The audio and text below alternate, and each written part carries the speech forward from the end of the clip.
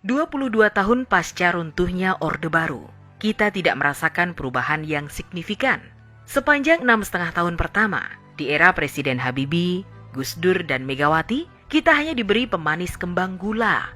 Manis di permukaan, pahit pada dasarnya. Masa transisi itu sulit dilalui, karena sejatinya hanya segelintir orang yang benar-benar mau berubah dari kemapanan hidup dengan cara siluman. Setiap bangun pagi, nafas kita hanya diisi oleh barang-barang bersubsidi. Itu yang disebut oleh arwah Soeharto dengan jargon enak zamanku toh. Beberapa kali kita katakan, munculnya SBY adalah sebuah kecelakaan fatal buat Indonesia. Bayangkan, selain porak-poranda masalah pembangunan dan keuangan, dia juga membiarkan berseminya bibit perpecahan antar anak bangsa dalam kerentanan yang nyata, khususnya dalam hal agama. Pembiarannya terhadap HTI, FPI yang ber-DNA teroris adalah bukti dia tak peduli Indonesia mau jadi apa. Yang penting dia happy sambil nyanyi. Atau itulah kapasitasnya, sehingga outputnya nyaris menghanguskan Indonesia. Sampai pada titik masuk ke zona membahayakan, SBY hanya prihatin. Untung saja Tuhan berkehendak lain. Jokowi dihadirkan, HTI dan FPI dibubarkan, Indonesia terselamatkan. Hadirnya Jokowi bak mimpi di ujung tidur yang panjang. Tapi begitu tersentak kita terbangun di depan kenyataan bahwa hasil kerjanya jelas ada di depan mata. Jokowi benar-benar bekerja dan Indonesia seperti mendapat nutrisi dan transfusi darah baru, darah kebenaran. Ibarat terserang kanker stadium 4, Indonesia nyaris sekarat. Jokowi bak dokter spesialis. Dia mengenal anatomi Indonesia. Dia sentuh dari Aceh sampai Papua yang masih menyimpan rasa sakit akibat ulah Orba. Dan SBY yang tak mengubah apa-apa untuk bangsa besar ini. Malah badannya dia sendiri yang tambah melebar, tapi kerjanya ambar. Jangan biarkan kopimu dingin. Bola liar sedang menggelinding. Demokrat adalah kuda jingkrak yang pelananya diperebutkan 2 joki. Kita lihat siapa yang akan bertahan duduk di atasnya, Muldoko atau AHY. Karena yang terjadi di sana akan mempengaruhi arah politik Indonesia. Saat ini ada 2 kutub tarik-menarik antara rakyat dan para pengkhianat. Rakyat mau Jokowi 3 kali. Pengkhianat maunya Jokowi berhenti. Lihat saja pancingannya di mana-mana. PKS, Amin Rais, dan ada juga umpan kepura-puraan seperti Nasdem. Kenapa mereka melempar isu itu?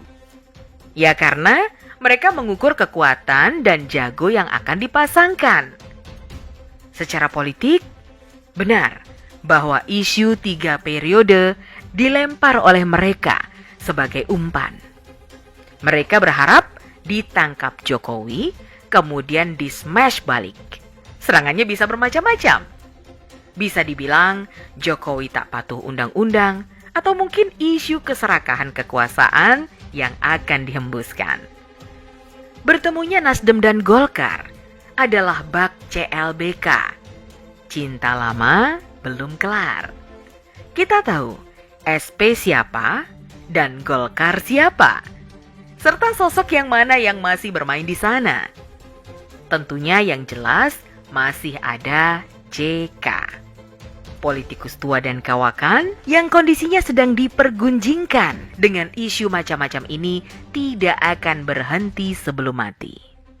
Jokowi sudah beberapa kali menolak isu itu. Dia tidak mau. Manusia yang patuh akan kebenaran ini tidak mau melanggar akhlak politik. Apalagi memaksakan akhlaknya untuk sebuah kekuasaan. Pertanyaannya, kalau Jokowi tidak mau, walau jelas figurnya masih sangat diperlukan Dan itu bukan asal-asalan, karena rakyatlah yang memintanya. Jadi, Pak Jokowi tidak harus merasa dijerumuskan. Bagaimana kalau kelak hasil kerjanya dihancurkan para buaya yang kelaparan? Karena selama Jokowi memimpin, mereka susah menelan tangkapan yang selama ini mereka santap beramai-ramai. Mereka menyantap APBN, APBD, sumber daya alam, BBM, ikan laut, dan seterusnya. Apa tidak sia-sia jerih payah membangun jatuh bangun selama 10 tahun mau diserahkan ke penyamun yang sudah lama manyun? Bagaimana Jokowi punya perasaan dijerumuskan? Ada 86 juta suara yang memilihnya. Dan saat ini, dengan kepuasan kepemimpinannya, bisa lebih dari 100 juta orang yang pasti mendukungnya, insya Allah. Tapi ini bukan lagi soal didukung dan tidak didukung. Ini masalahnya ada pada Jokowi yang sudah beberapa kali menolak dicalonkan lagi. Pertanyaannya dan lagi-lagi pertanyaan, siapa yang akan menggantikan? Kita tidak ada harapan kalau menunggu partai yang mengusung. Apalagi dari calon yang digadang-gadangkan. Apa yang bisa kita harapkan dari mereka? Belum lagi, sebagian dari mereka masih ber-DNA Orba dan harum cendana. Tapi apa mau dikata, kalau Jokowi tak bersedia? Kita tunggu sinyal Jokowi dan bagaimana Demokrat disikat.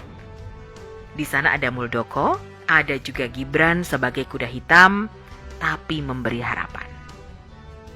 Indonesia di ujung masa transisi. Sayang kalau pondasi yang dibangun ulang Jokowi diestafetkan kepada pencuri. Kita bakal gigit jari dan mereka menari lagi.